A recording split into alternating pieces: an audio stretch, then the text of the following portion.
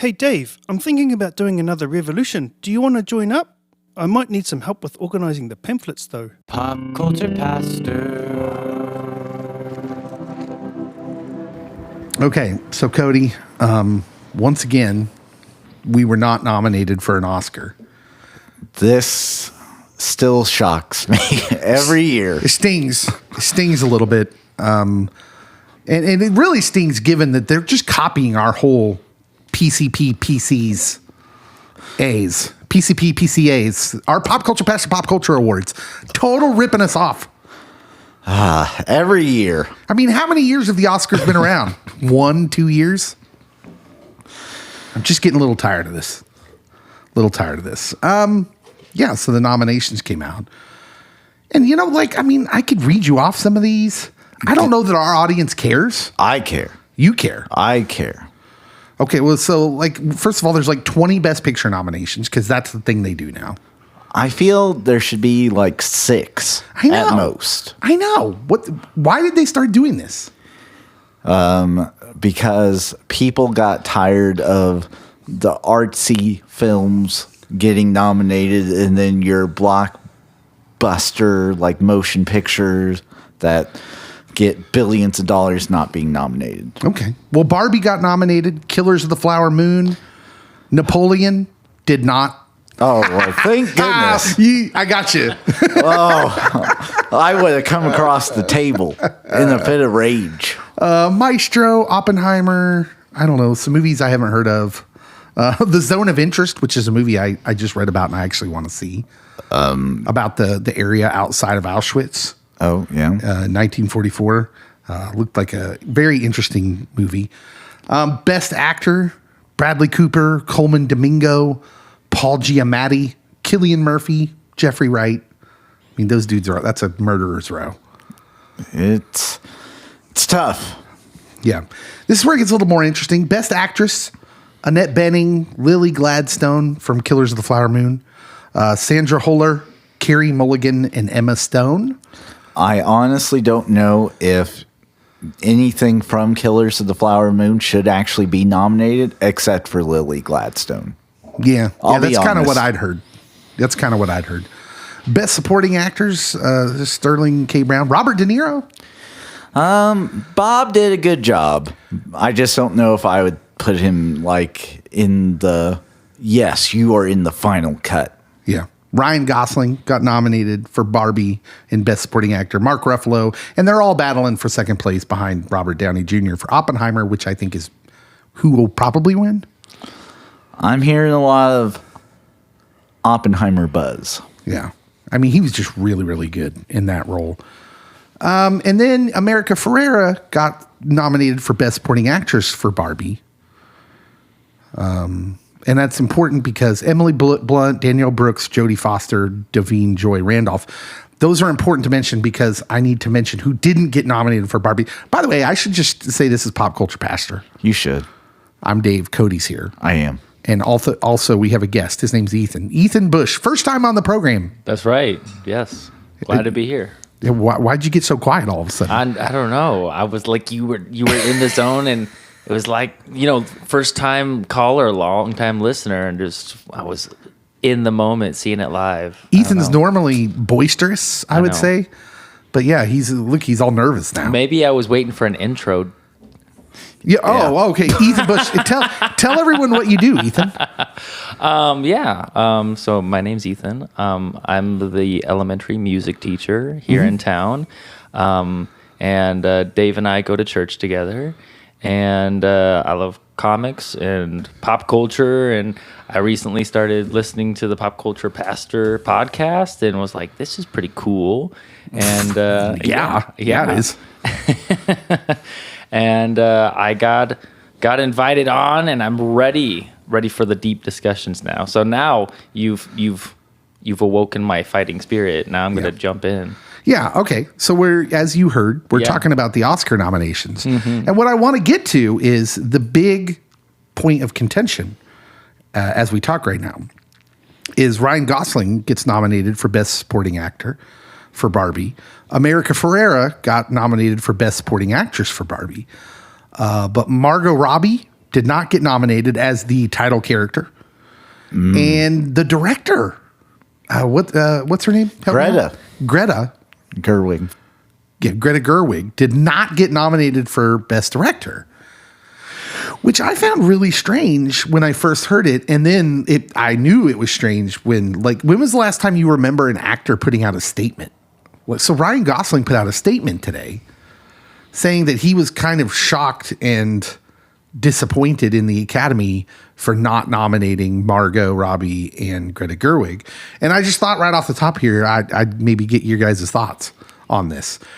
Ethan, did you see Barbie? I did. I saw parts of it. Yeah. And by parts of it, I mean like the parts that were on YouTube. But I never got around to seeing it in theaters. But I will say, for the first day of school for my students, I did a parody video of I'm Just Ken. Oh, well, there you go. Yeah, and I did I'm Just 10 for my 10-year-olds coming back to school. Oh.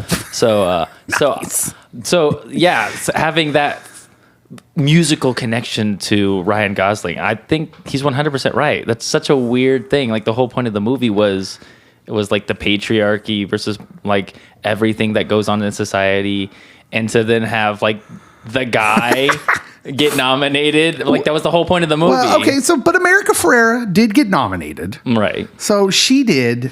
It is weird though, and people have brought that up and like, oh wow, okay. So Ken gets nominated but not Barbie. And really that's weird. I mean, supporting the supporting actor and actress rules have kind of weirdly specific things. Like you could get away with there was a winner a few years ago that had 6 minutes of screen time or something or other. Yeah. Mm-hmm. Cody, what are your thoughts? Well, my thoughts are, one, you could literally say that this may be one of the better years for leading actresses, and that it would be tough to crack into a limited field because it's not wide open like the Best Picture of the Year award. Right. You could say that, but I do feel that she was snubbed, and there's a legitimate complaint that she could make, and I would agree with. I also think this year you have not only Greta being nominated for, or not being nominated for director, but there's Scorsese and Nolan in this year's nominations list, and you got to enter that list with those two heavy hitters, and then you're always going to get some art film you've never heard of and some up-and-coming person you've never heard of, and it's going to be tough to crack it when you have two heavy hitters, because usually there's just one or the other, but you got both in the same calendar year. Oof. Yeah. Ridley Scott didn't even get nominated, but that's because his movie was trash. Yeah, Ridley. Sorry, Ridley. But Scorsese got nominated. Yeah, and Nolan. I'm saying it's but did you feel like Scorsese earned that, or is it just his name? Name, and he did do some very artistic choices within his movie. I think that it could have been cut down by an hour. I was going to say, if he cuts it down to 2.5 hours, he wouldn't have needed those artistic choices. But no, he did some really cool things, and the way the movie ends, I'm like, that's amazing. I like that. And it takes a director of his talents to get there. I just don't think this is his best work, and you could have put Greta in over him. I'll tell you, here's what I thought about the snubs specifically.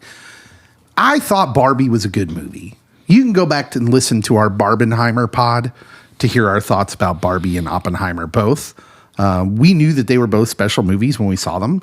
I think Oppenheimer is a better movie. I think Oppenheimer, but that's not an insult. I think Oppenheimer is one of the best movies I've ever seen.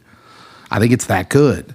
But I thought Barbie was really good. And I think what I told you when we were discussing this through text, when I first found out about it, is that I said, I'm not so sure that I thought the acting was the highlight of the Barbie movie. I don't think that's what elevated it. You smartly pointed out that, they had some other choices for those that would have been worse. Looking at you, Amy Schumer. Which I agree with. I agree, but I would say that those different choices would have made it worse because I'm not saying Margot Robbie's not a good actress. I think she is. I'm not saying Ryan Gosling's not a good actor. I don't think he is. Whoops. I think he is. Calling you out, Ryan. Man. But I don't watch that movie and go, wow, that was really elevated by the acting. I think it's the story, the execution has to be there. So the actors have to do their part. For sure. Does that make sense? I'm not trying to insult them. It does, but I also wonder if that's to the detriment of some good acting, because there are scenes that Margot Robbie really does have to hold her own and bring something to it, especially like when she's talking to the creator. But, I mean, you have such a good story there that you're like, well, almost anyone could have made it decent. You're right, though. She had to do the most nuanced stuff. Yes. Now, I do think America Ferrera definitely earned recognition as a supporting actress in that movie. If you'd have pinned me down and asked me who does the best acting job in that movie, I probably would have gone with her. And I would have said Michael Cera, but here we are. Well, look, Michael Cera is unrivaled. But I just don't know. My first inclination is like, well, I don't think Ryan Gosling should have got nominated. And then we wouldn't have to talk about this. We wouldn't have to say, well, why did he get nominated and not Margot Robbie? Right. But then once you nominate him, but then your point is good too, Cody, that like, well, maybe the running for supporting actor wasn't as stocked as actress was. Yeah. I wouldn't know because I didn't see all these artsy fartsy movies. That's why we don't care about the Oscars. I mean, Emma Stone had a unibrow on that one, so you know she was going to get nominated. Like anytime someone gets ugly on purpose, they're going to get nominated. That's like, and she really got ugly. Not like the she's all that fake ugly, right? Where they slap some overalls and glasses on someone and be like, "Look how terrible the Lainey Boggs is." Right. Like, no, she's still cute. Anyways, that's a trope that bugs me. The romantic, the teen romance comedies where they dress up someone in glasses and be like, "Look how awful Patrick Dempsey looks in Can't Buy Me Love. What a nerd." Okay. Such a loser. What a loser. Yeah. All right. So, yeah, we just thought we'd get some thoughts out there for the Barbie snub, as they're calling it. I'm about to boycott the Oscars altogether over it. I mean, like, look, I don't know why I would watch the Oscars at all if I didn't think someone was going to get slapped. That's fair. If someone's going to get slapped, I might watch. But Will Smith's not invited now. For like how long? 3 years or something or other? Oh, I thought 10. Oh, is it? Oh my gosh. I don't know. Don't quote me on that. But here's the thing now. Like, do they have to up the ante? Like, it can't be a slap this year. Like, someone's getting like thrown through a table, like Buffalo Bills football style. Just like, stay tuned this year while coming up, the best supporting actress, Chris Rock gets kicked in the nuts, and the list of stars who passed on this year. if Jack Black just runs out on stage and drop kicks like one of the presenters. That would be amazing. I think everybody would watch. And he's just like, oh, yeah. Yeah. I mean, almost, they need to do some WWE style promos, I think. Well, get the new board member of TKO, Dwayne "The Rock" Johnson, who owns his name now. He's going to own everything soon. He will. This is like, y'all think Trump's bad. He's opening the door for our future President Dwayne "The Rock" Johnson. Better known as just The Rock. And then we're going full idiocracy. So it's happening. When he becomes president, does he rename Rushmore just The Rock? The Rockmore? The Rockmore. He'll ask you first. He'll be like, President Dwayne "The Rock" Johnson. And he'll come out and be like, dun, dun, dun, dun, dun. What do you think the name of it? It doesn't matter what you think. I don't know. I don't know why I did that. We went full skit mode here at some point. I am a little concerned. Yeah. Just at the base of the mountain is the jabroni zone. Full disclosure, I'm tired. So when I get tired, I get kind of goofy. So this might be a goofy pod. Stay tuned. Stay tuned. Pop culture draft coming up with our friend Ethan. We're going to draft coming of age movies. The best coming of age movies coming up. Don't go anywhere.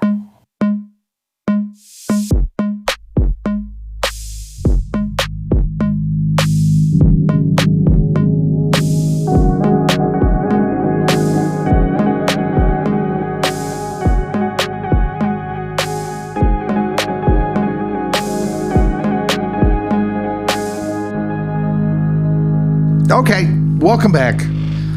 Ethan in the timeout there started talking about Lightning McQueen, and I don't know what else was going on, and it just got off the rails quickly. Got a little McQueen random. slander? I mean, if you brought up Larry the Cable Guy, I was straight up in the pod.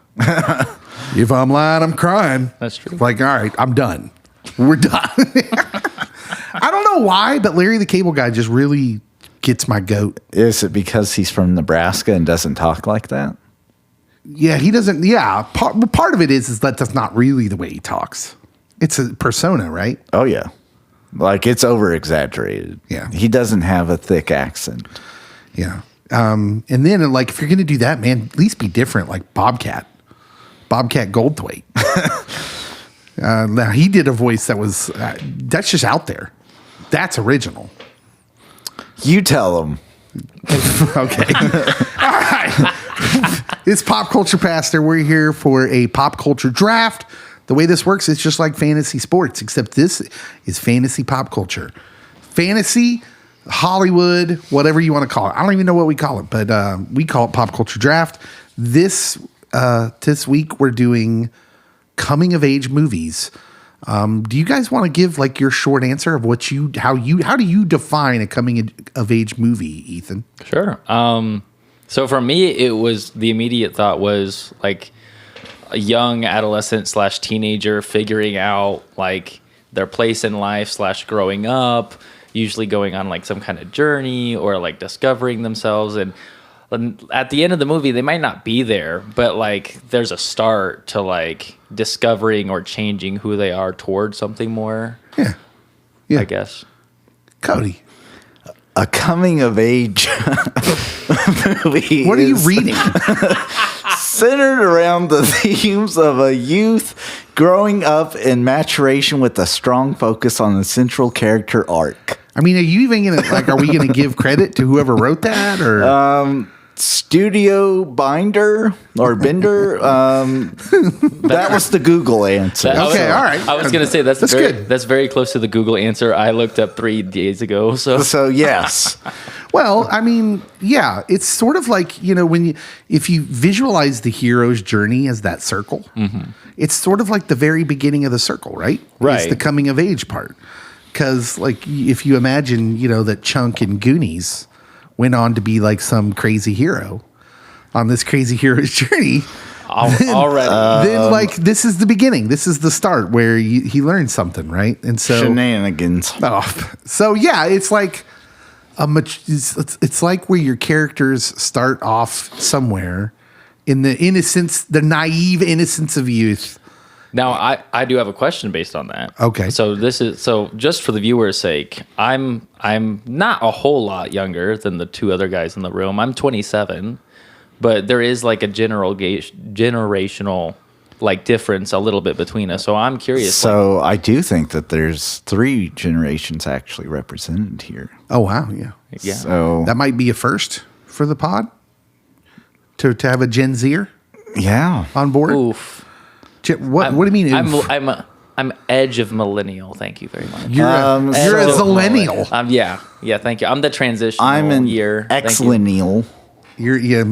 So I'm edge of millennial, but close to the Gen X side of it. So I'm sorry. I was distracted by the dude doing 100 down Main Street. Chinook, Kansas is basically Fast and Furious. What just I was happened? gonna say Vin Diesel's outside of our office recording. I mean, Vin Diesel, yeah, exactly. Someone just rolled by in a Mustang going 100, being like, family! I don't know what just... Anyways. Is Fast and the Furious a coming of age movie? No. No. Oh. I am disallowing you. I'm close. I would never choose that. I'm just getting your viewpoint as a... I will say I liked this category because it can be kind of broadly defined. Star Wars Episode 1. Well, honestly, He's got a point. it's not wrong. He's got a point. It's not wrong. According to my Google definition, it's spot on. It's not going to make my list. I was Sadly, That's a choice. does not make my list. I'm really hoping Crossroads makes your list. The Britney Spears coming of age movie. Listen, there will never be any Britney Spears slander on this pod from me. So he's saying there's a chance. It's happening, people. Okay. So the way this is going to work, fellas, is we will determine the draft order by this handy dandy little wheel that I will spin on my phone. That you cannot see. At that time, we will list out, we will draft in that order. I got to get, I haven't got my notes ready. So I need to just, as I'm telling you this, I need to write that out. So we will go in order, draft our 3 movies. One at a time. Mm-hmm. And then we also have 2 special categories that I will let you know after we're done with our 3 coming of age movies. That seem to go, everyone down with that? Yep. Let's do it. And then I will also, after you draft the movie, I will go ahead and before you start into why you're picking that movie, I will read the summary, give everyone, tell who was directed, the basic information before you go into it. Okay. I appreciate that. Okay. So you don't have to worry about that. Sweet. You just tell me why you picked it after I'm done with the summary. Because All it's right? good. Okay. It is good. It is good. Okay. Here we go. Are we ready? Yes. For the spin. That is my phone spinner. The first selection in the draft will go to Cody. Yes. Cody It's happened again. Is drafting number 1. Someone's going to hate me today. Uh-oh. Are you going to take one of my movies? I don't know if it's one of yours or not. I just know it should be on everyone's short list. Okay. Hit us with it. Cody's number 1 pick in the coming of age movies. We're doing it now. I thought we might announce who's number 2. Oh, okay. Yeah, you want to do it that way? Yeah, sure. that Yeah, way- let's do that. Got to get draft order first. That's good. The second person could be ready. The number 2 pick will be... Oh, no, Ethan, I'm sorry. It's going to be me. It's going to be me. Ethan's pulling up the rear. The new guy getting the short stick. It's okay. It's okay. Maybe we got to figure out a better the- way to do that. Save the best for last. It's all good. So we don't make our guests go last. But Cody, you are first. Hit us with your number 1 pick. So literally, I'm doing therapy today. And You're getting therapy? No, you. I am the therapist. All right. And I reference this movie, and a 6th grader says, I love that movie. It's The Sandlot. Wow! Ethan's leaving! Ethan is leaving! Oh, I think he's really leaving. Okay. I told you this should be at the top of everyone's short list. This is a masterpiece of a coming of age film. Ethan is everyone that selected after the Chicago Bulls in the 1983 draft or whatever. He is beside himself. I knew that was going to be his number 1 pick. I did not. Okay. You set this up, didn't you, Dave? I did not. I didn't do it, man. You betrayed me. All right. Here's your basic information for The Sandlot. 65% on Rotten Tomatoes. That is slander. When Scotty hurtful. Smalls moves to a new neighborhood, he manages to make friends with a group of kids who play baseball at the Sandlot. Together, they go on a series of funny and touching adventures. The boys run into trouble when Smalls borrows a ball from his stepdad that gets hit over a fence. Released in 1993, directed by David Mickey Evans, cost $7 million to make, only made $34.3 million at the box office. Well, it's a cult classic. But it's grossed money, so what can you say? Cody, why The Sandlot? Because I grew up with The Sandlot. So it comes out in 93. As soon as it is on television, I have watched it, and I've watched it every time it's on TV. It's one of those just go-to movies. Funny cast of kids. Sometimes you get kid actors and it's oh, this is awful. But not with this group.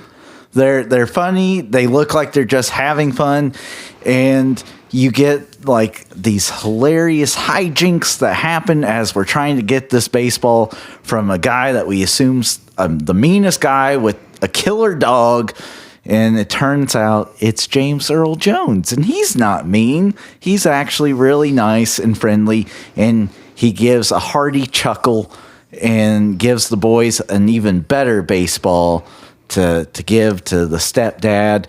And I mean, you get this friendship that blossoms over the summer, and at the end of it, you get, well, not everyone remains close, and we all gradually grow apart, but we all look back to those childhood memories, and that summer was a big summer for me. Yeah.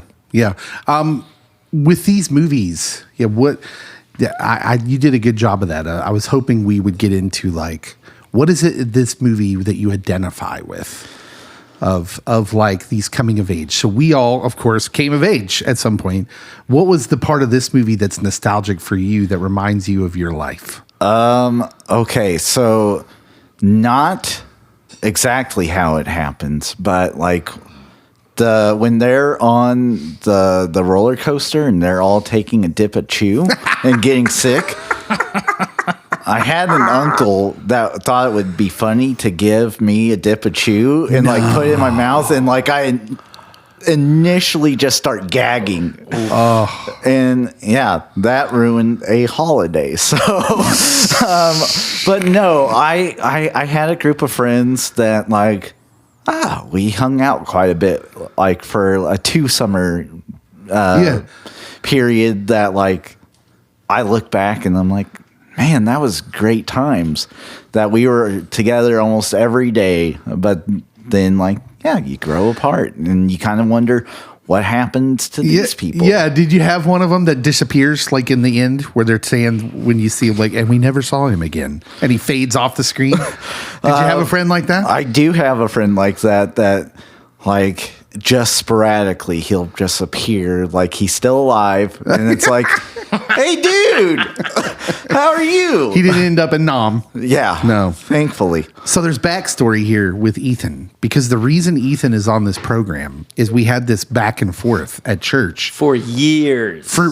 literally years that I've known Ethan about which was the better coming of age movie, this or the Goonies.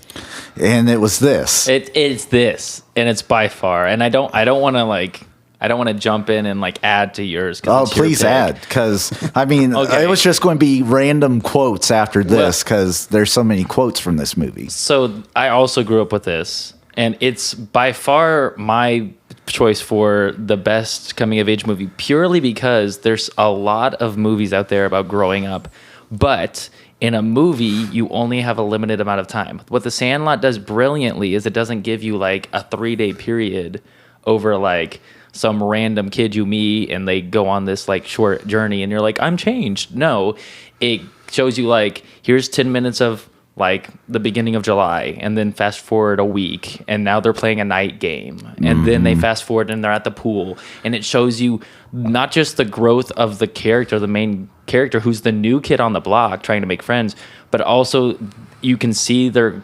relationships growing and their friendship blossoming, and just they're getting closer and the inside jokes start happening, and it's just a great visual of not just his growth and coming of age, but all of them coming to age and figuring out life together over a long period of time, which I feel like I can't think of another movie that does it better.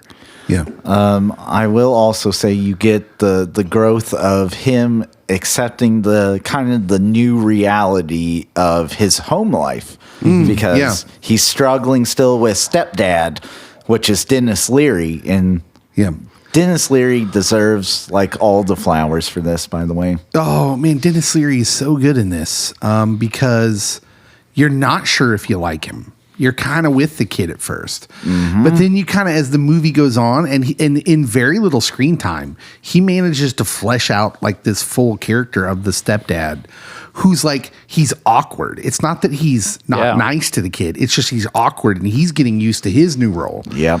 And like this movie, even though we argue about it, Ethan, this movie does have a place in my heart, because I had two stepdads who really I struggled with. Yeah.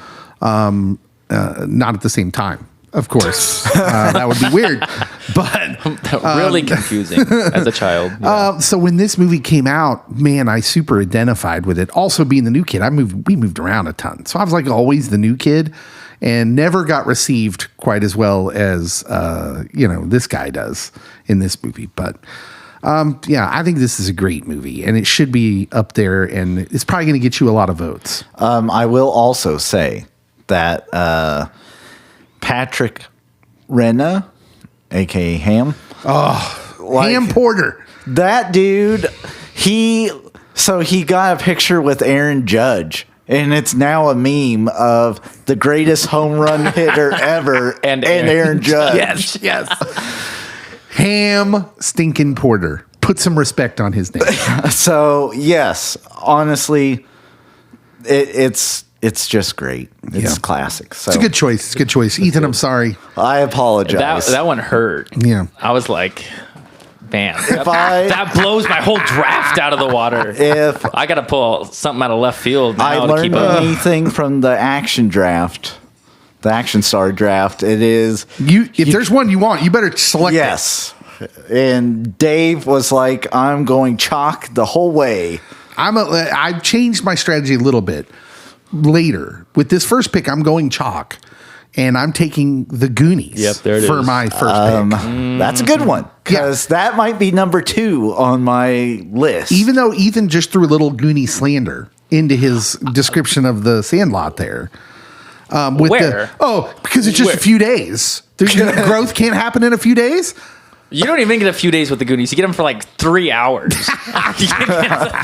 There's no character. You just meet them and then leave. It's a okay. good movie. Good movie. The Goonies came out in 1985, 77% on Rotten Tomatoes. Here is the description. In a world. No. Old-fashioned yarn about a band of adventurous kids who take on the might of a property developing company which plans to destroy their home to build a country club. When the children discover an old pirate map in the attic, they follow it into an underground cavern in search of lost treasure, but come up against plenty of dangerous obstacles along the way. Directed by Richard Donner. Executive produced by one Steven Spielberg. And made $125 million at the box office back in 1985. Starring such luminaries as Sean Astin, Josh Brolin, Corey Feldman, Ki-Hai Kwan, Oscar Award winner Ki-Hai Kwan. Also Josh Brolin. Didn't he win an Oscar? He was at least nominated. He's inevitable, you know. Martha Plimpton and many more. John Matusak as Sloth. Always like to throw John in there as the former NFL player. I love the Goonies. I've talked about a lot on this pod before. It's everything we talked about with The Sandlot. It's, for me personally, I grew up moving around a lot, and I immediately took to this movie where these kids had obviously lived in the same place their entire lives. And much of the movie is spent, they're motivated by the fear of losing that place, being forced apart. And so that the same thing with The Sandlot, where you have mix and matched parts, but there's this idea that we're better together. And I love everything about the Goonies. I love everything about stories like this. And I love that they go on an adventure. You know, Stand By Me kind of comes out around the same time as this.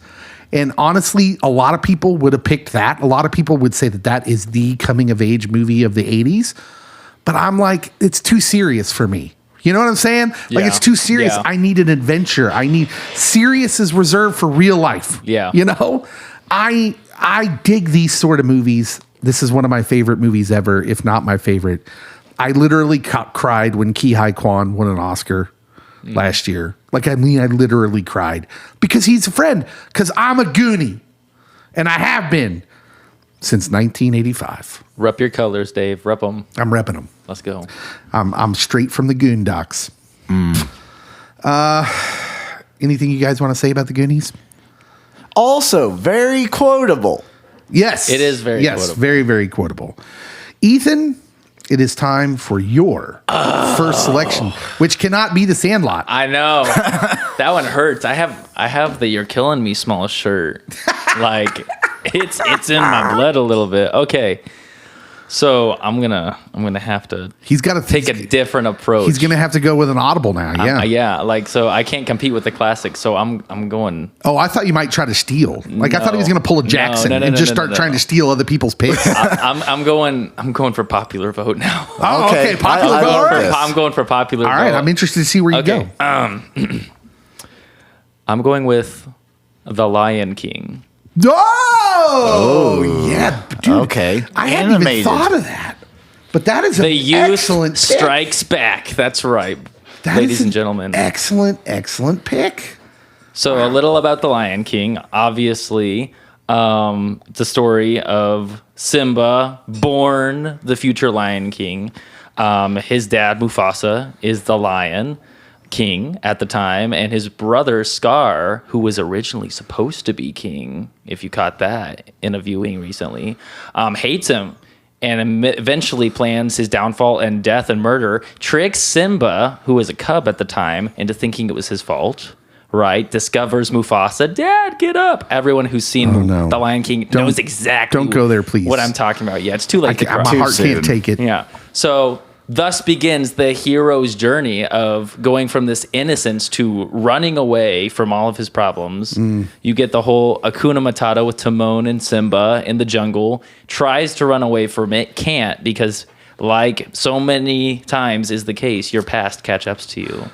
And so he has to go back, confront his father's killer, redeem his name, reclaim the throne, and bring peace, prosperity back to the Lion Kingdom. And it's literally the perfect hero's journey in the sense that you start innocent, this tragedy, the growth, the comeback, and then he ends with the perfect product. Yeah. I love it. Came out in 1994.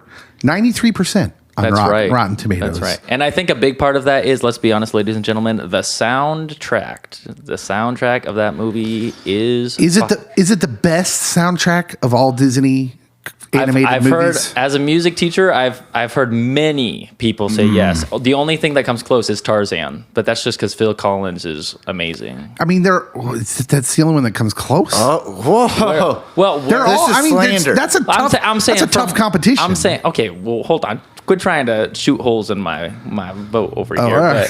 But I'm saying in terms of like iconic, like when people are like Coco. boom. Is Like, Tarzan but see, iconic? Coco is too new. I feel like at this point. Is it? I wouldn't even know what songs are on it. That's how new it is. Yeah. Oh, see, my goodness. Yeah. but I'm disappointed, Dave. yes, I Coco. mean, not Phil Collins. yeah. Not Phil Collins, indeed. Yeah, The Lion King, obviously, yes, iconic soundtrack. Elton John, all over that. I had that soundtrack. I had the cassette. I listened to the nerd out of it. I'm not ashamed. I was walking around singing all the songs. I still have the words memorized to Hakuna Matata, and I just can't wait to be king. Oh yeah. Which I almost laughed a little bit saying that because, like, no, I have that memorized. Which seems kind of weird now. I know. And it's one of those movies, like, when we were going through this list, I was like, I got to have something there I got to think of. But I wasn't even thinking animated. I did, but I'm like, I got too many live action. Yeah. Well, and to go to your guys' points where you were doing relatable stuff, like, I think that's also what makes this so relatable to so many people. Because obviously the first half, like, I just can't wait to be king. Your father probably wasn't, like, murdered and then you were framed for it. But, like, the whole face, like, you know, sometimes you have to go back and you have to face things that are a painful part of your past and you have to overcome it, whether it's directly confronting something that happened or just coming to terms through, like, different means. And so I think that's a very relatable stage in many people's lives. Also, This might be. Oh, go ahead, Cody.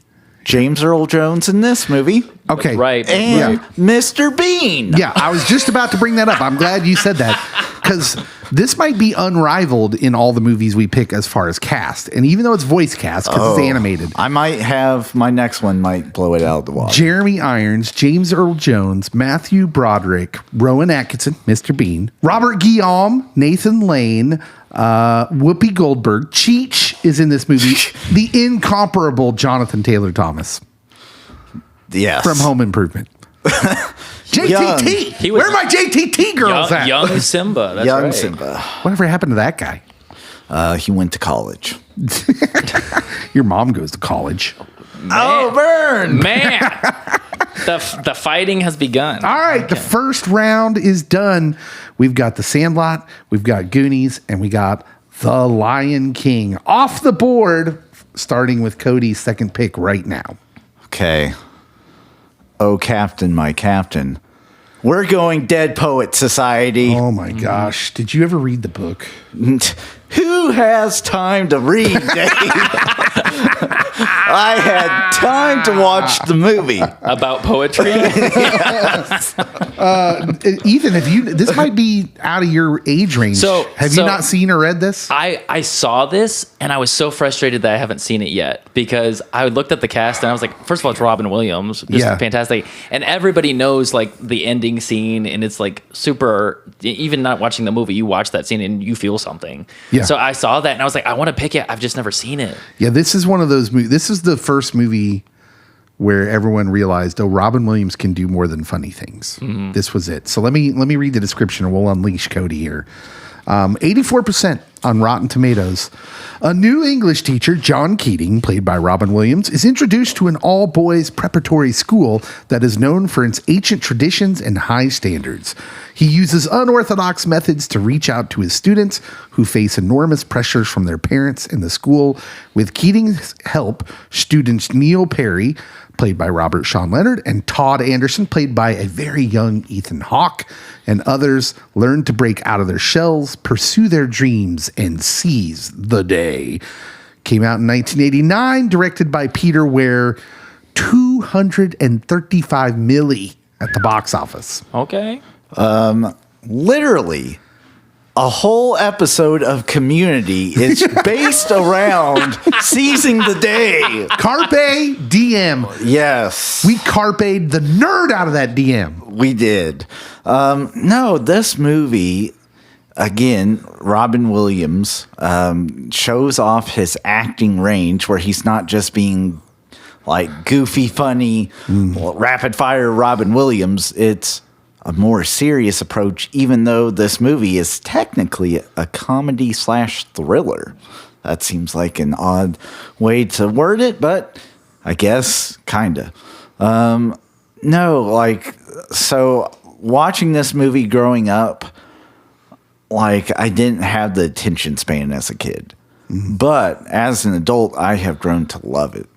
And did you know that although this is not based on a specific true story, the atmosphere and the characters are based on the writer's true experiences at Montgomery Bell Academy in Nashville. Oh, okay. So this Very is nice. quite literally his coming of age story in bits and pieces, but thrown into a school year.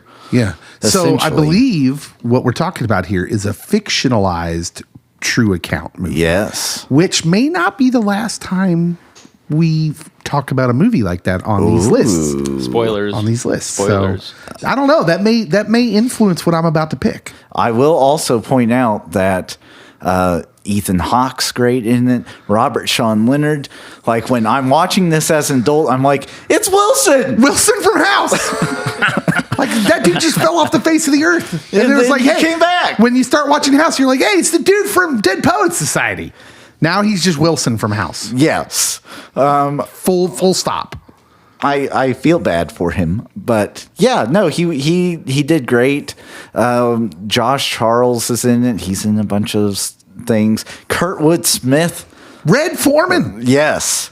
And so there's a good cast here. And I think the Robin Williams factor elevates it to like upper echelon. This was the movie where everybody was like, oh, Robin Williams is him. He is him. Yeah. This was the movie where everyone found out like, oh, he's not just Mork from Mork. He can do things. Because listen, Good Will Hunting doesn't happen if it's not for this movie coming first. This is true. That's a good point. So good. So good. All right. Anything else you want to say about that? No, it speaks for itself. Yeah. Okay. Based on you picking a movie that's a fictionalized account of a real thing. Oh, I'm so excited for this. That has influenced where I'm going with my second pick because I'm going to keep that tradition like that alive. This is going to be maybe the round of that. No pressure, Ethan. Oh. Well, we already know I'm not following tradition here. I am selecting the 2000 movie Almost Famous. Ooh, that was on the list. 89% on Rotten Tomatoes, set in 1973. It chronicles the funny and often poignant coming of age of 15-year-old William, an unabashed music fan who is inspired by the seminal bands of the time. When his love of music lands him an assignment from Rolling Stone magazine to interview the up-and-coming band Stillwater, fronted by lead guitar Russell Hammond and lead singer Jeff Bebe, William embarks on an eye-opening journey with the band's tour despite the objections of his protective mother. Directed by Cameron Crowe. The movie I'm selecting is Almost Famous. A teenager hitting the road with a massive rock band, writing about it for the Rolling Stone. Sounds like complete fantasy. Very much so. But it is based on the fictionalized account of the real life experience of Cameron Crowe, the filmmaker. This happened to him. And it's a great movie. I love that it's a kid too in this adult world. So like the difference from the movies we often are talking about here are it's kids in kind of their own world. Yeah. Who are faced with higher stakes. This is different where I don't know that Williams, there are some higher stakes in the movie, but it's more about him being thrust into the real world before he's maybe really ready for it. That he has to grow up fast. And he does it with a group of friends, but they're already adults, sort of. Mm-hmm. Like the band members all have some immaturity going on in a lot of different ways. And the world itself is not real life, right? Right. So the movie switches back and forth from his family, his mom and his sister. That kind of switches back and forth from his time on the road where it's like not real worldish back to the real world of his mom, who's, very overbearing, very helicopter parentish. But I just love this movie. Kate Hudson, this is the movie where she kind of explodes onto the scene. She's no longer just Goldie's daughter. No, she's nominated for an Oscar as well as Frances McDormand as the mom. Cameron Crowe wins the Oscar for the screenplay in this movie. I completely forget that Anna Paquin and Zooey Deschanel are in this. Yep. Yeah, they're in this movie as groupies. Basically, what are they called in the movie, though? They don't call them groupies. They're Band-Aids. Yes. Band-Aids. And Philip Seymour Hoffman is in this movie as kind of a mentor.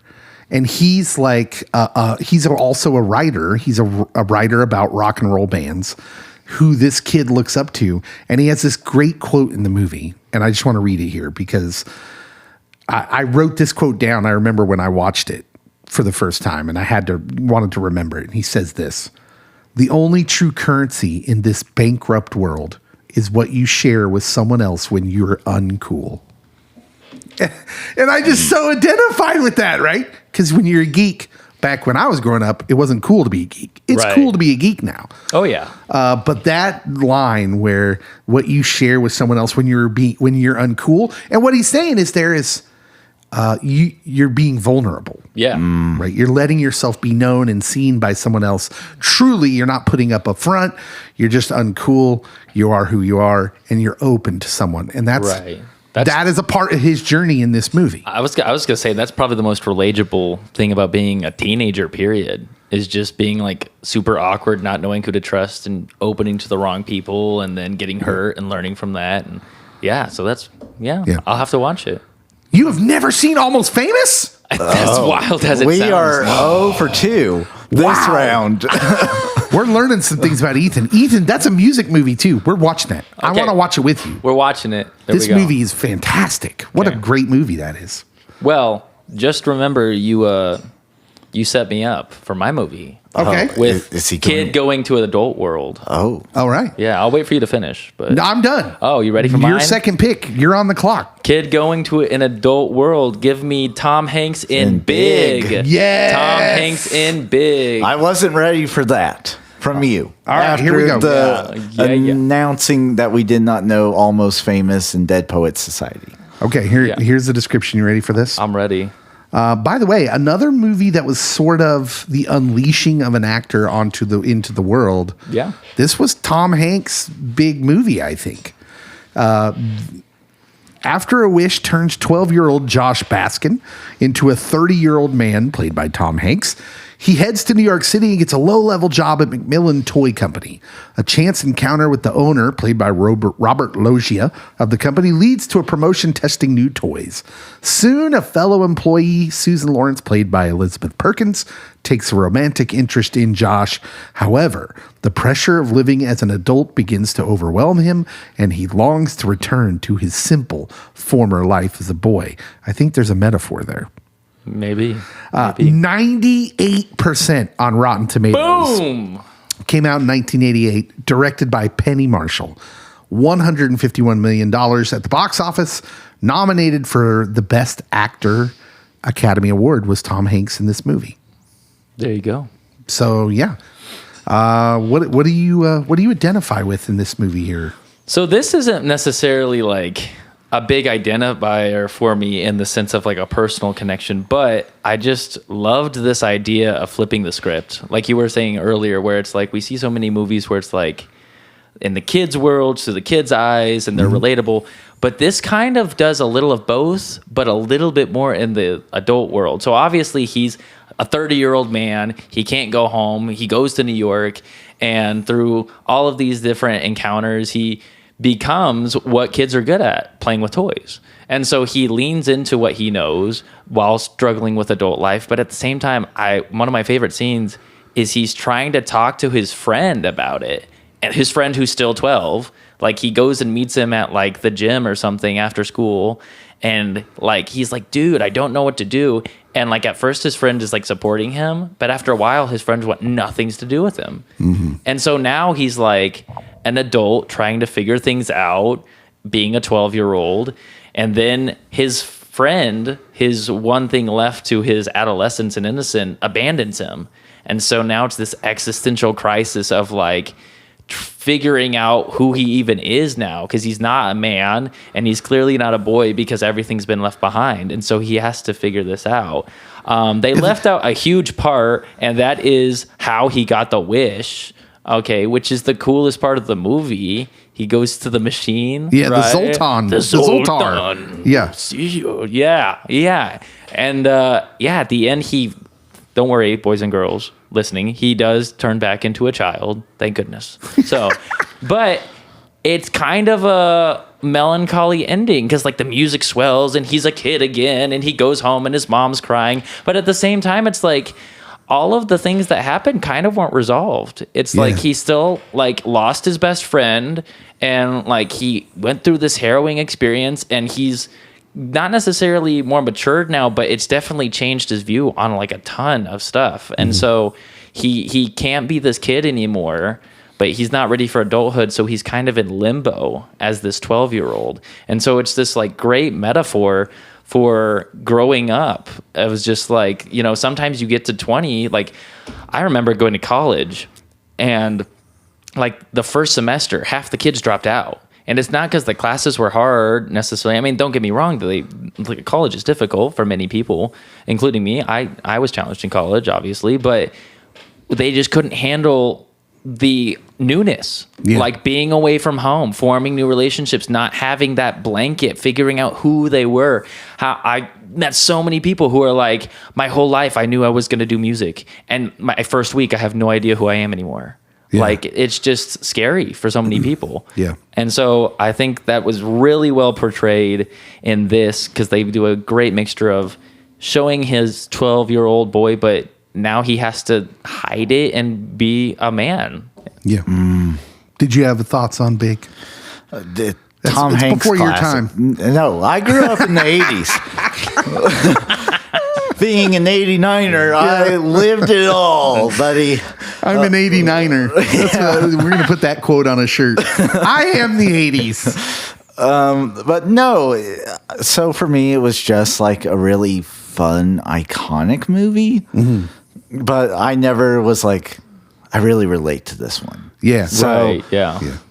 It does have the iconic scenes, the piano. The piano chopsticks. And one of my favorites is when like the girl starts liking him, but he's like oblivious, and she's like, so can I come into your apartment? And he's like, you want to have a sleepover? And they just like jump on the trampoline and like do all these kid stuff, and she's like, what is happening? What this movie does beautifully, what I remember about it, 'cause it's been a while since I've seen it, but I think what it does beautifully is you spend your whole childhood wishing you were an adult. Mm-hmm. And then you do hit that point in adulthood, that the same part he hits in this movie where you're like, I just want to go back to being a kid. Yeah. And like that, and then maybe that's a little bit of the melancholy there that you're talking about, because I do feel that. It's good stuff. Good pick. Man. So Don't count me out yet. I'm torn for You're torn for your third pick? Yes. Like, will we be able to list 2 movies that didn't make the cut at the end? Like honorable mentions. Yes. Because there's this one movie, and oh my goodness, it's so good, but I don't think people would vote for it. I mean, sure. Okay, do you just want to say it now? I mean, you guys can steal it, and I'd be proud of you for it. But Jojo Rabbit is the movie that oh my goodness. Breaks my heart, that one. Yeah, that one's tough. That one's a tough watch. Like, you get this fun, whimsical kid that just thinks his nation's the best, although his nation just happens to be Nazi Germany. Yeah. And he imagines Hitler being this nice, funny guy, and which is Taika Waititi. And no, it comes too real, too fast. Mm-hmm. Well, not only does his best friend go fight in the war as a young kid, but his mom dies. Yeah. And he realizes, Jewish people are people too. Yeah. Yeah. That is not the one I'm going with. That's just the one that missed the cut. I like that though. I'm gonna do that too. I'll name one that misses the cut before I get to my last pick. Okay. My last pick, because this is one I loved as a kid. Okay. Matilda. Wow. Okay. Okay. You threw me. I didn't think that one was coming. It's so good. Get the Rusted Roots ready to be played. Send me on my way. That scene's just magical. Came out in 1996. 92% on Rotten Tomatoes. It's good. The film adaptation of a Roald Dahl work tells the story of Matilda Wormwood, a gifted girl played by Mara Wilson, forced to put up with a crude, distant father played by Danny DeVito, and mother Rhea Perlman. That's genius casting. Worse, Agatha Trunchbull, played by Pam Ferris, the evil principal at Matilda's school, is a terrifyingly strict bully. However, when Matilda realizes she has the power of telekinesis, she begins to defend her friends from Trunchbull's wrath and fight back against her unkind parents. 1996, directed by Danny DeVito. And do you want to hear something funny? I always want to hear something funny. Narrated by Danny DeVito, but he refers to his character in the third person, and it makes it so much better. Okay. Yeah. But no, you get this kid that's growing up in a home that, like, they're not rich, and the dad is very selfish. He's not paying much attention to his daughter. His daughter, or his wife, she kind of cares, but yet she really doesn't, because they're all about trying to keep up with the Benjamins and are keeping up with the Joneses and make all the Benjamins. And like, he's concerned about a boat, and she's just going to school being bullied, not only by the principal, but at times the kids, but things get better. Don't worry. And then she finds this one teacher, this one wonderful teacher, Miss Honey, and Miss Honey cares and loves for Matilda, goes out of her way to make Matilda feel seen and heard. And that part of the movie, I look back at as an adult and I'm like, my favorite teachers are the ones that kind of went out of their way to talk to me, to make me feel seen, make me feel heard. Now she goes on to adopt Matilda. And none of my teachers adopted me, but I had good parents, so they didn't need to adopt me. Morally gray area as a teacher. Yes. I love you so much. Come home with me. Yes. Might not be the most ethical of choices, but yes. And it's funny. There's good music. When she's using her powers, that's great. There's a delicious looking chocolate cake, which by the end of that scene, you're like, I don't want to eat chocolate cake ever again.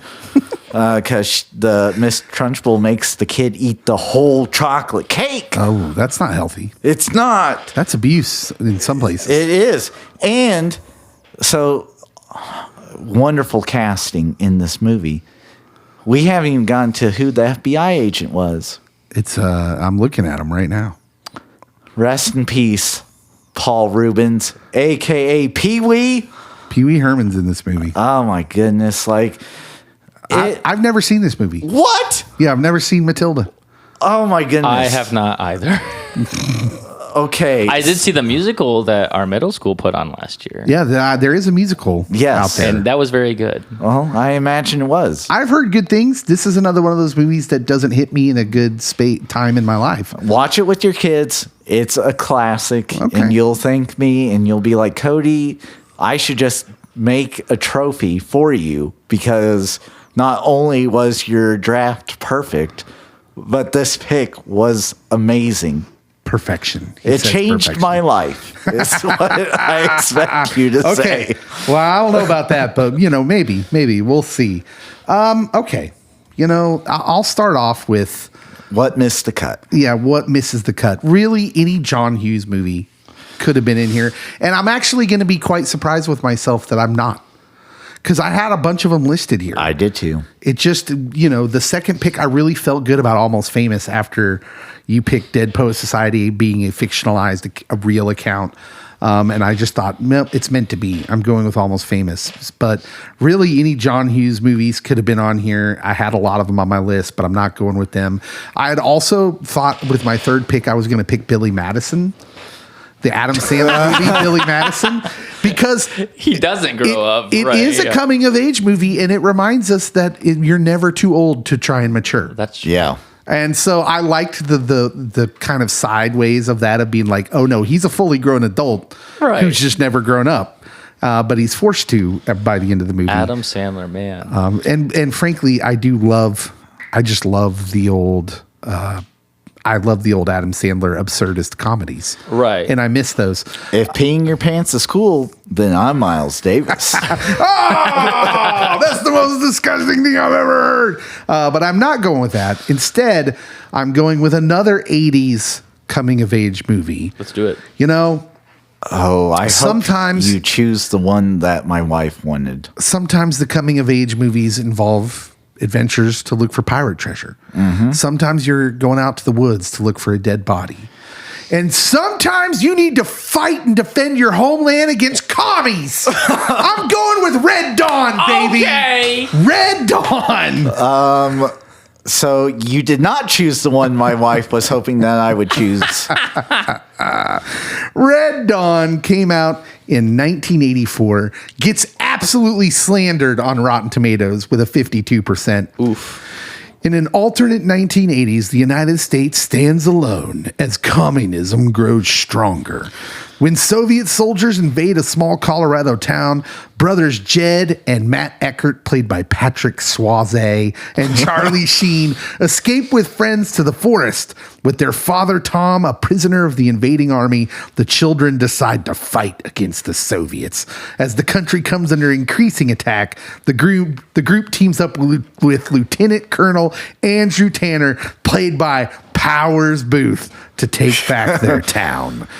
1984, directed by John Milius, was a $4.2 million budget, made $17 million at the box office. Box office gold is what I'm hearing. Yeah, starring such luminaries as the ones we've already mentioned: Patrick Swayze, Charlie Sheen, Jennifer Grey from Dirty Dancing, C. Thomas Howell, Leah Thompson. I was going to say Marty's mom is in this movie. Yeah, this is literally part of the infamous Brat Pack, or what were they called then? The Frat Pack. Yeah. Yeah, the 80s version was the Frat Pack. Yeah, Powers Booth. Well, bye. That was from Tombstone. That's the wrong same movie. guy. Man, let me tell you something. Red Dawn made me really think that when I was in high school, I needed to be watching out the windows to see those first paratroopers land and thinking about how I was getting out of town. If only communism was the worst thing we had to worry about. Well, it was in 1984, Cody. And if you haven't seen this movie, I recently rewatched it on a day when I had nothing better to do. I'm going to tell you, it holds up. It's an awesome watch. I loved watching this movie. What's your thoughts compared to the new one? Oh, the new one is absolute trash. Just trash. It's like the new one is like if who's the Republican dude with his own network? Ben Shapiro. What's that called? The Daily whatever. I don't even remember what it's called. That remake is like if Ben Shapiro did a remake of Red Dawn. Gotcha. And So- it's terrible. It's so bad. But this movie's great. It captures all the like really paranoid vibes we had in the Cold War. Oh yeah. Because I'm joking about it, but we really thought this was going to happen. Like the whole concept of the movie of the Cubans and the rest of the world coming out of the South and the Russians coming across the Bering Strait. Like the whole concept of the movie is so ridiculous. It's like they literally do a ground invasion, which is just insane. I really want to get like a real, I want Dan Carlin on the pod because I want to get like a real like military history guy to come and say like, tell me exactly why this is ridiculous, how this could have never happened. What is the practical application of an air assault on Colorado? That's where NORAD is. Yeah. Right in the middle of America. Yeah. Yeah. But for whatever reason, man, it hit all our jingo buttons, the jingoistic, Oh yeah. patriotic stuff back in the 80s. And we were all going, Wolverines, and like, you get them, dude, from Dirty Dancing, even though that wasn't a thing yet. But man, That's yeah. Dirty Dancing a sequel, just unaffiliated? Kind of. They maybe. beat back the Russians, and then he's like, "I'm retired." Dun, dun, dun, dun, dun. The weird thing is like, I think people my age who grew up on movies like this maybe like, I want to say that maybe this affects us in a way. These are the dudes who loved this movie, me notwithstanding, because I do love this movie, but I can see how ridiculous it is at the same time. It totally is a coming of age movie. Man, these are all high school kids who by the end of the movie, They're spent. They're all used up, as they say in the movie, right? Defending the lowly state of Colorado from the commies from Russia and Cuba. But this really is a coming of age movie, is that they have to learn as they're thrust in the middle of this ridiculously awful situation. And they have to grow up pretty fast. But yeah, I really think the people that like idolized this movie when it came out are maybe the people that have like, gun rooms in their house and take family photos with the guns, Yeah. Christmas photos. You know the ones I'm talking about. Yeah. And maybe they're like, actually in Congress now. I don't know. Maybe they're those dudes. Maybe they're them. I don't know. But this movie is one of my favorites from when I was a kid. I just watched this every time it was on HBO or something.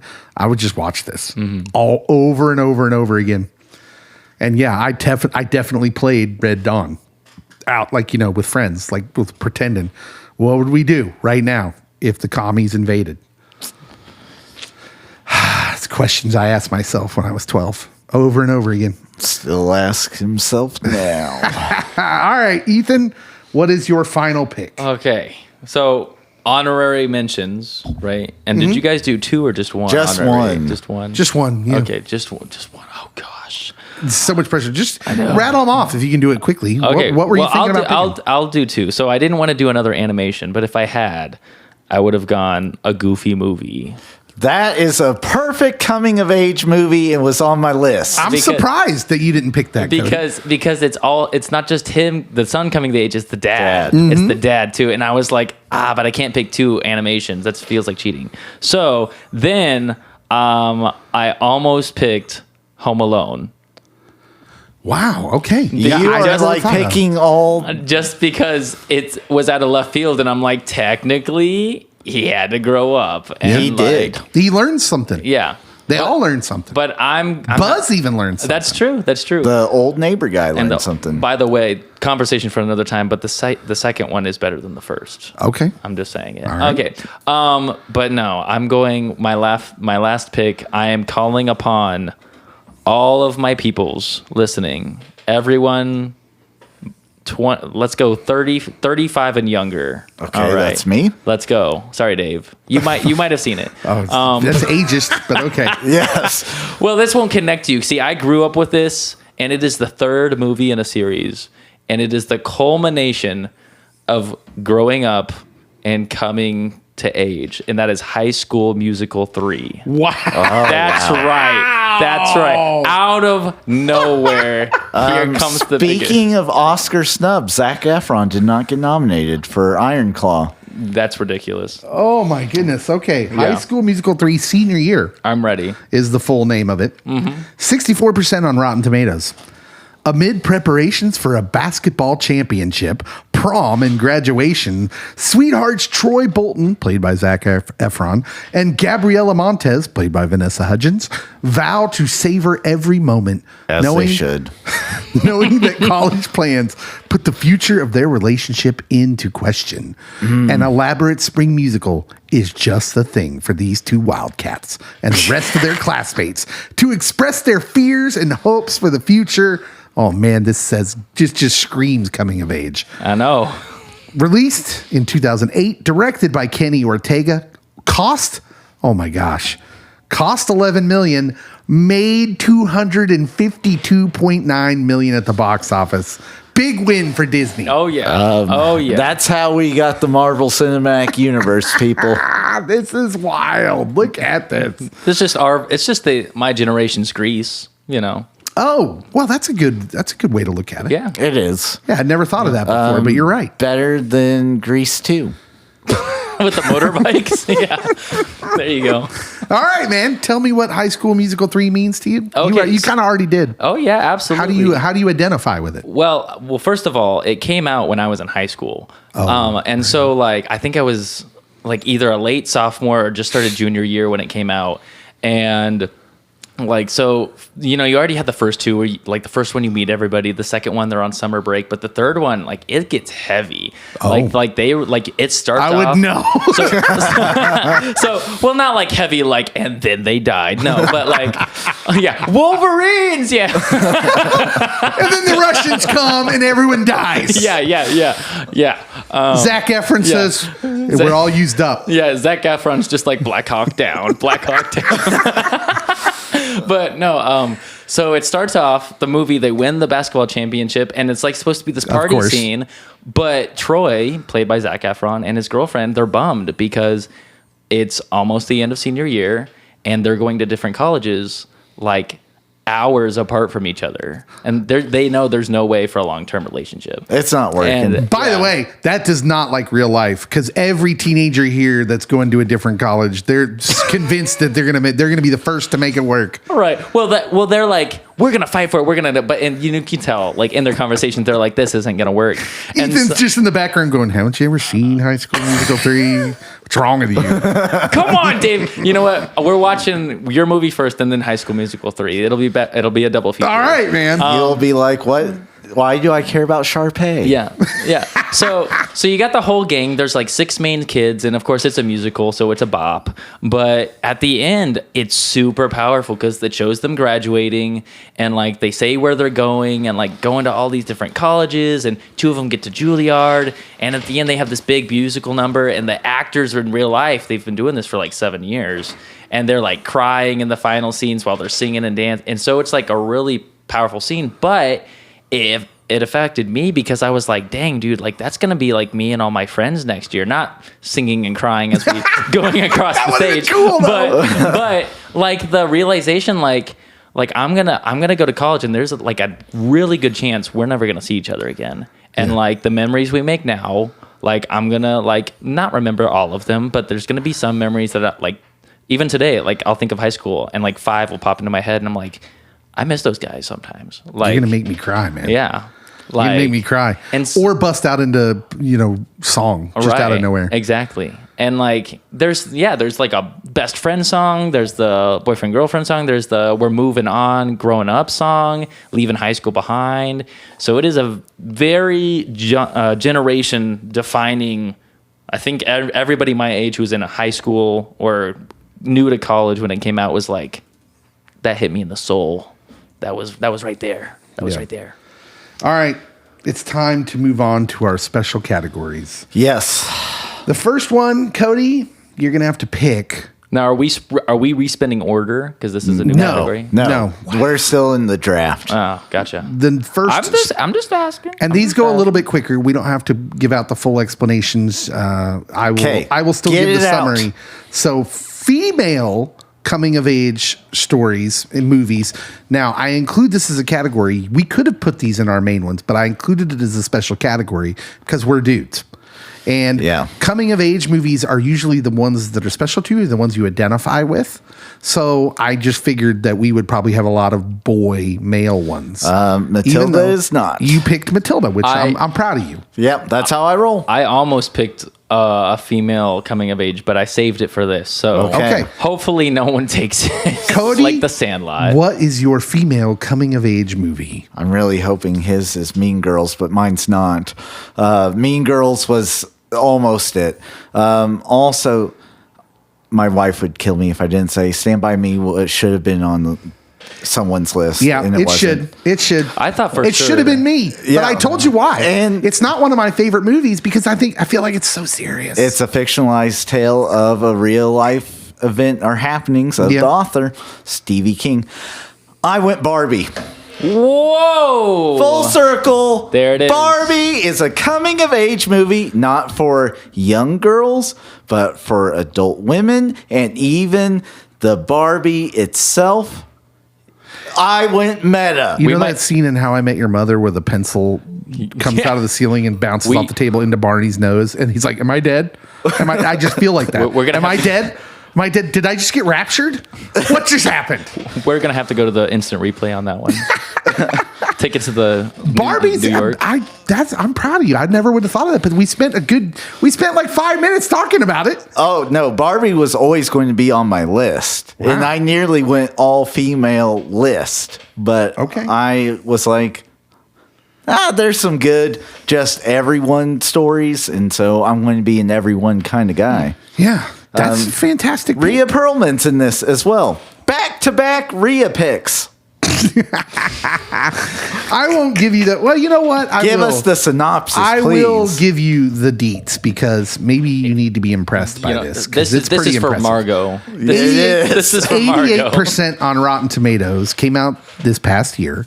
Barbie and Ken are having the time of their lives in the colorful and seemingly perfect world of Barbie Land. However, when they get a chance to go to the real world, they soon discover the joys and perils of living among humans. Budget? Somewhere in the neighborhood of 128 to 145 million. Box office? 1.4 billion. Billion with a B. I might have chose the top grossing film out of this draft. I don't. Yeah, How much nothing's of going to be the- even close to that. How much of their budget was on paint? Like just all pink. Oh my goodness. Yeah, that's a good selection. So- And I never would have thought of it. I will say the scenes with the creator, very moving, very powerful. America Ferrera's speech, very moving, very powerful. The dynamics between America Ferrera and her daughter, and the dynamics between Barbie and the creator. Oh my goodness. Like, I mean, it's I literally. thought of some tears. Yeah. and might have choked one out accidentally. It's going to be one of those movies in the same way that they leave a roadmap for how to do this. Like if you're turning a property from a toy property into a movie, like follow this roadmap of what they did with this movie, because it's everything you said. It's a great movie, and it wasn't my favorite movie of the year because Oppenheimer exists. But at the same time, I'm not going to take anything away from the creators of what they did with this movie because it was fantastic. And the music's wonderful. Yeah. My pick for my female coming of age movie is a movie that came out in. Please say Terms of Endearment. Dude, that movie's sad. I can't go with that movie. But that is a very 80s one. This one came out Christmas of 2007. Oh. The movie is Juno. Yep. When precocious teen Juno McGuff becomes pregnant, she chooses a failed rock star and his wife to adopt her unborn child. Complications occur when Mark, the prospective father, begins viewing Juno as more than just the mother of his future child, putting both his marriage and the adoption in jeopardy. Budget somewhere in the $7 million range, made $232 million at the box office. Put Diablo Cody, who is the director, was the screenplay writer, and I believe she wins the Oscar for this. Maybe. I don't remember, but starring also really puts Ellen Page at the time, now Elliot Page, on the map. And starring Michael Cera, our guy Michael Cera. He's in Barbie. Jennifer Garner, Jason Bateman, J.K. Simmons, tons of people in this movie. And Diablo Cody is one of those people where like her movies are so unique. Mm-hmm. They have such a unique voice. And I remember I loved this movie. I loved Juno. And it was so like the relationship between Paige and the dude, the father of the couple that's going to adopt her baby, like is so like, it's so at the same time creepy and like, but the whole movie's kind of funny. And it's this weird, like, man, she just does that well, Diablo Cody, this mixture of feelings you're having. And everyone in this movie is just stupid delightful, by the way. Stupid delightful. And I really like this movie. And it's weird because a lot of Diablo Cody movies aren't my cup of tea. But I really enjoyed this one, and I remembered it up until now. Look at you choosing the indie art film darling. It's listed as a comedy romance because our guy Michael Cera does like Ellen Page back then. Indeed. In that movie. I can't remember. They kiss at the end. I can't remember if they end up together. Do they end up together? At the very end, like she has the baby and she's like, let's try dating again. Oh, yeah. Okay, that's coming back to me. It's been a while since I've seen it, but I know I like this movie. That's my pick. Juno, mark it, dude. Ethan.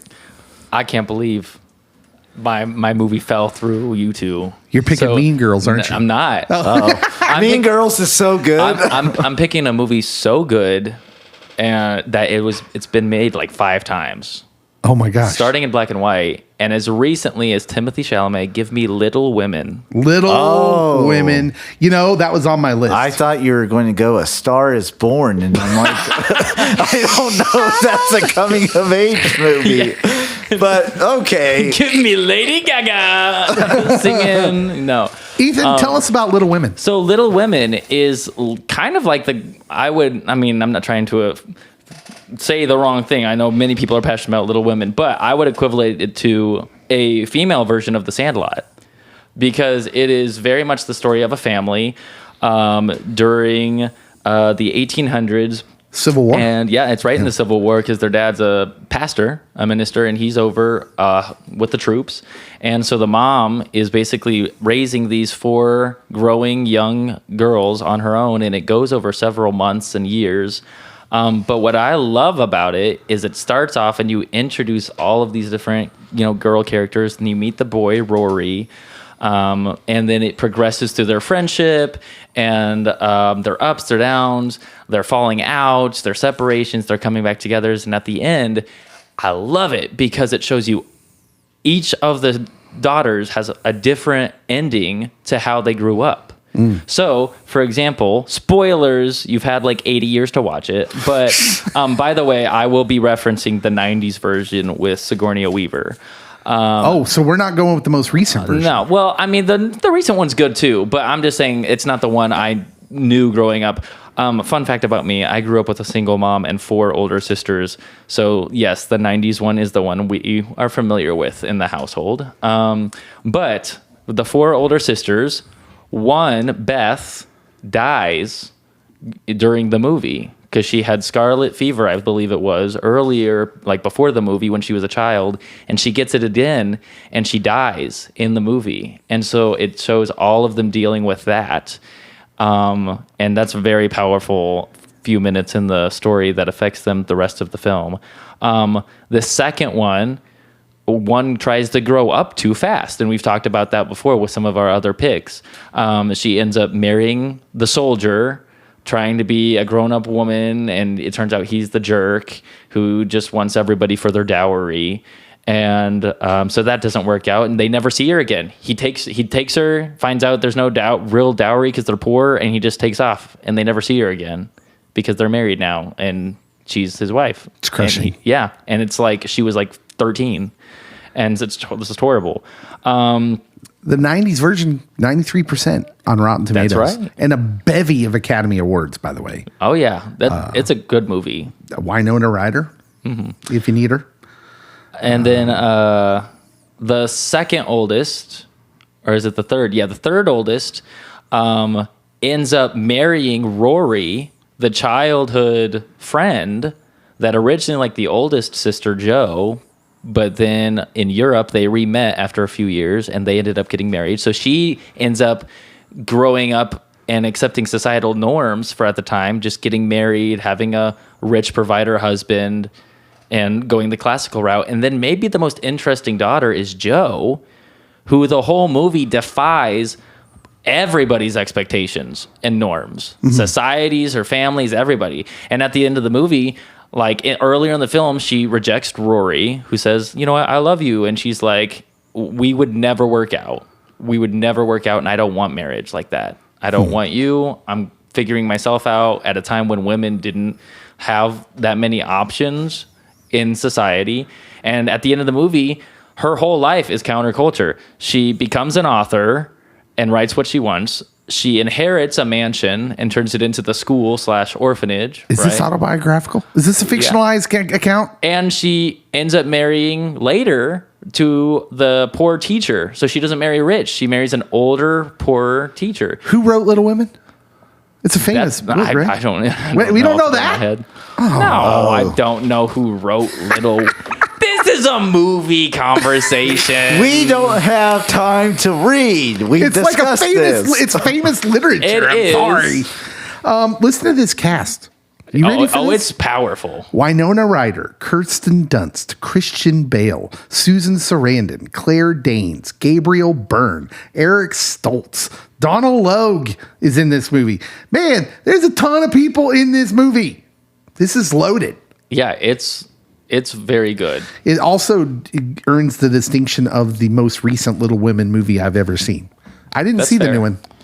My wife did throw this one out to me, and I'm like, I've seen this like once. Yeah. So.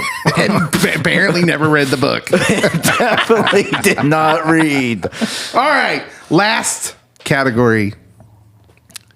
Coming of age TV series. Cody, go. It was almost that 70s show, but it's iCarly. Live life, breathe air. Somehow we're going to get there. There it is. I don't know anything about it. So you're going to have to tell me why. Tell me why. iCarly is a show about someone that has a web show, and her friends and her put on this web show, and she's raised by her older brother Spencer, and they have a goofy friend named Gibby, and everyone like has had a Gibby in their life unless they were the Gibby. And then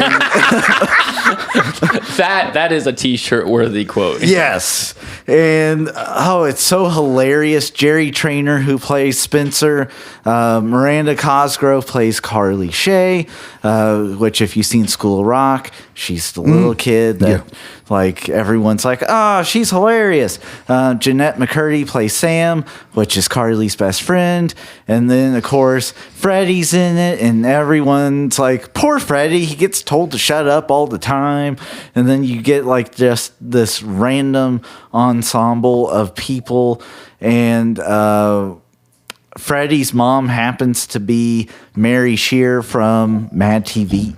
Oh yeah, okay. My selection for Well, real quick, I want to ask him a question. Okay. Are you including the reunion season? Oh, new the season. adult season? No. Okay, I was just curious. No, like you see, he's like no, you see them grow up, and that is the coming of age story. And without Sam being on the show, I couldn't bring myself to watch it, even though I'm like, but her brother's hilarious. I need to watch this, but no. Okay, my TV series, coming of age TV series, is a show The Wonder Years called The Wonder Years. I knew it. The Wonder Years tracks life in the turbulent late 1960s and early 70s through the eyes of the increasingly less innocent Kevin Arnold. Narrated by an adult Kevin, the show follows him as he faces first love and the obstacles of life with best friend Paul. The narrator, none other than Daniel Stern from Home Alone fame, Wet Bandit fame. And Sticky Bandits. Starring Fred Savage as Kevin Arnold, Josh Saviano as his friend Paul, and of course the love interest Danica McKellar, who every boy my age was in love with when this show was on. We all wanted to be the boy that won the heart of Winnie Cooper. Sadly, you didn't. Just like Kevin. Kevin, and most of that show, he's trying to win the heart of Winnie Cooper. And I don't know what it is about my age, my generation, that the coming of age, a lot of the coming of age stories were ones that were more identifiable by our parents. Like this was literally, it took place in the 60s and 70s. And that would have been more my parents' wheelhouse. Yeah. But this movie spoke to us. This TV show spoke to us. Like, So I assume you're not going to go with the modern. I haven't seen the modern one, although I wouldn't mind watching it. It just kind of got lost for me. But I would love to watch the new one. But yeah, I loved The Wonder Years. It's one of my favorites. It's classic. I think I'm due for a rewatch, to be honest. It's one of those shows I've never revisited, and I should. Ethan, coming of age TV show to end the draft. Okay, so you dropped your quick honorable mention before yours, to Cody. Yeah. So real quick, I'm not going to go into detail. It went too long, and the last half of the seasons just covered him as an adult. I almost picked Smallville. Yeah, I know. On my list. I was so close, but I was like, he's too old by the end. He's too old. No. He gets out of high school, and Yeah. it just becomes, that's when it's way less interesting. Yeah, it was cool in like the first 3 seasons. Yeah. So I am going that 70s show. Yes. 100%. It is one of, if not, I would say probably the top 10 funniest sitcom, whatever you want to call it, shows. I would put it up there. It is just topical. The jokes hit every time. You cannot have any idea what the 70s are about. You can pop it in and you'll be rolling. It's super relatable because it's teenagers and they're all going through the things every teenager goes through. Yeah. You got the love-struck couple at the beginning and then they break up and get with other people. You got the nerdy, weird kid who's trying to fit in with the hot girl right next door and they end up together and then break up and there's all that drama. You got the cool kid like the Fonz from Friends, but it's Hyde, with his aviators and just I don't care attitude, right? And then the wild card, Fez. Foreign exchange student. I've never seen another Fez on another show. Like there's never been like Community kind of comes close with that kind of like zany, like just boom, like throw it in there. But man, like that combination, that cast had so much chemistry. Like season 1, like normally, it takes them a couple of episodes to click. Like episode 3, you're like, they got it. They Yeah, got they were it. banging. They're banging right off the bat. Yeah, they go through high school, and I do not count the reunion season either. That was rough. But Or yes. the last season. I was going to say, like, after they lose Topher, it starts going down. Yeah. Yeah. But, like, the I first think- handful of seasons, holy cow, magical. It overshadowed Saved by the Bell for my honorary mention. Yeah. Saved by the Bell was also on my list. Smallville, though, was too. Yeah. Yeah. Those were the ones I was thinking of. I also almost went Fresh Prince of Bel-Air. Dude, Fresh That Prince on was a the good list. one. Yeah. A Different World was also on the list. College coming of age, which is a little yeah. different. Yeah. Yeah, there's a ton of TV shows, and because we're not girls, we're missing some obvious ones. Gilmore Girls, Sister, Dawson's Sister. Creek, Yeah. Party of Five. Party of Five. Yeah, there were tons. Beverly Hills 90210, even. My wife threw that one out. Yeah, there's tons. There were tons of TV ones out One there. Tree Hill. Yeah, you know, I don't know anything about that. I But don't. hey, Sounds like Western Kansas. what? Wah, wah, wah. What were your coming of age movies and TV shows that you grew up with? We'd love to hear it. Comment on the posts for this. And then don't forget to vote. You got to vote. This is a pop culture draft. Which one of us draft the best team of coming of age movies and TV show? Let us know by voting on the popular social media post that we will post on this with the cool graphics. Don't forget to vote Dave. Vote Dave. I will use my platform to try to influence the vote. Hey, thanks so much for listening. Yeah, we'll see you next time.